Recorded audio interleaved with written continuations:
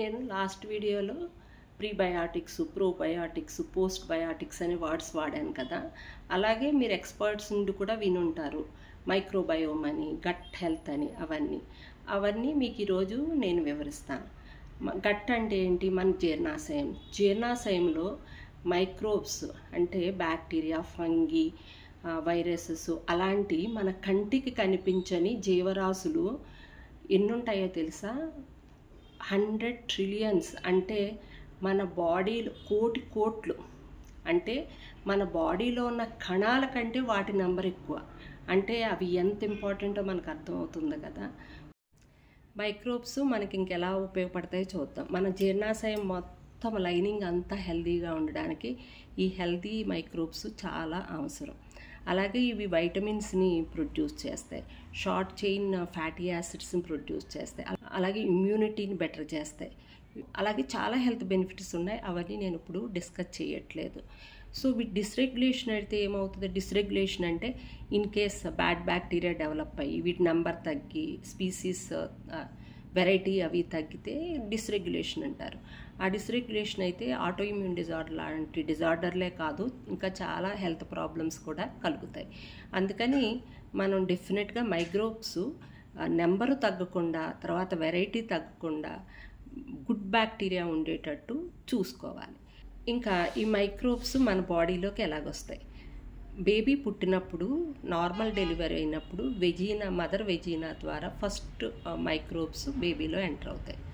ఆ తర్వాత అందరూ రిలేటివ్స్, అందరూ ఫ్రెండ్స్ వచ్చి బేబీని ఎత్తుకోవడం, చూడడం అవి చేసినప్పుడు వాళ్ళ నుండి కూడా హెల్తీ బ్యాక్టీరియా బేబీకి ఎంటర్ అవుతుంది. వన్స్ ఎంటర్ అయ్యాక వీటికి ఆహారం కావాలి కదా. ఆహారం ఎలాగొస్తుంది? మదర్ మిల్క్ కానీ వేరే మిల్క్లు ఏమన్నా పట్టించినా దాంట్లో ఆలిగోసాకరైడ్స్ అని ఉంటాయి. అవి ఈ మైక్రోబ్స్కి ఆహారంగా ఉపయోగపడతాయి, బేబీకి ఇమ్యూనిటీని కలుగజేస్తాయి. ఒక 2 years ఏజ్ వచ్చేటప్పటికి పెద్దవాళ్ళలో ఏ కైండ్ ఆఫ్ మైక్రోబయోమ్ ఉంటుందో సిమిలర్ కైండ్ ఆఫ్ మైక్రోబయోమ్ బేబీలో కూడా తయారైపోతుంది. సో ఇప్పుడు నుంచి ఇది హెల్తీగా మనం మెయింటైన్ చేయాలంటే మన ఆహారంలో ఏమేమి జాగ్రత్తలు తీసుకోవాలో మీకు ఇప్పుడు చెబుతాను. సో ఫస్ట్ మనం వాటికి ఆహారం ఇవ్వాలి. ఆహారము ఫైబర్, రెసిస్టెంట్ స్టార్చ్, వీటి గురించి మీరు వినే ఉంటారు కదా. ఫైబర్ ఎప్పుడు ప్లాంట్ బేస్డ్ ఫుడ్లోనే ఉంటాయి. మనం తినే వెజిటబుల్స్, ఫ్రూట్స్, గ్రెయిన్స్, పప్పు ధాన్యాలు, నట్స్, వీటిలన్నిటి నుండి ఫైబర్ వస్తుంది. కానీ మనకు కావాల్సిన ఫైబర్ ఎంత? అట్లీస్ట్ 30 grams ఫైబర్ కావాలి. ఆ 30 grams ఫైబర్ రావాలంటే మీరు ఈవెన్ 1 kg వెజిటబుల్స్, ఫ్రూట్స్ తిన్నా కూడా పర్ డే మీకు 15 grams కంటే ఫైబర్ వచ్చే అవకాశాలు చాలా తక్కువ ఉంటాయి. సో అందుకునే బీన్స్, దాల్స్ చాలా ఇంపార్టెంట్, ఎందుకంటే వాటిలో ఫైబరు ఎక్కువ ఉంటుంది.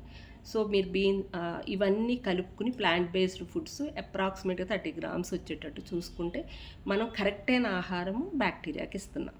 ఇంకా వాటిని మెయింటైన్ చేయడం అంటే కొన్ని బ్యాక్టీరియా చనిపోతుంటాయి, డైవర్సిటీ తగ్గుతూ ఉంటుంది. ఇవి అవ్వకుండా చూడాలంటే అప్పుడు మనం ప్రోబయాటిక్స్ కూడా ఇవ్వాలి. ప్రోబయాటిక్స్ అంటే బేసికల్గా లైవ్ బ్యాక్టీరియా మన ఫుడ్ ద్వారా ఇస్తున్నాం. ఏమిటవి? ఇప్పుడు పెరుగు, మజ్జిగ, వీటిలో బ్యాక్టీరియా ఉంటుంది. అలాగే పికిల్స్ మన ఇండియన్ పికిల్స్ కూడా చాలా మంచివి. కానీ హై బీపీ అది ఉన్న వాళ్ళు మీ డాక్టర్స్తో మాట్లాడాలి, వాళ్ళు కొంచెం కేర్ తీసుకోవాల్సి వస్తుంది. మనము పూర్వ రోజుల్లో తీసుకునే గంజి, తర్వాత చెద్దన్నము, ఇలాంటి వాటిలో కూడా మైక్రోబ్స్ బాగుంటాయి, హెల్దీ మైక్రోబ్స్. వీటిని ప్రోబయాటిక్స్ అంటారు. అందుకని వీటిని మన ఆహారంలో ఉండేటట్టు చూసుకోవాలి. వీటిలో ఈ ఫెర్మెంటెడ్ ఫుడ్స్ మొన్న లాస్ట్ వీడియోలో చెప్పినట్టు వాటిలో పోస్ట్ బయాటిక్స్ కూడా ఉంటాయి. సో మనము మన ఫుడ్లో ప్లాంట్ బేస్డ్ ఫుడ్స్, ఈ ఫెర్మెంటెడ్ ఫుడ్స్ ఉండేటట్టు చూసుకుంటే మన గట్ హెల్తీగా ఉంటుంది, మనకి హెల్త్ బెనిఫిట్స్ని కలుగజేస్తుంది. నమస్తే, డాక్టర్ జయంతి. Thank you.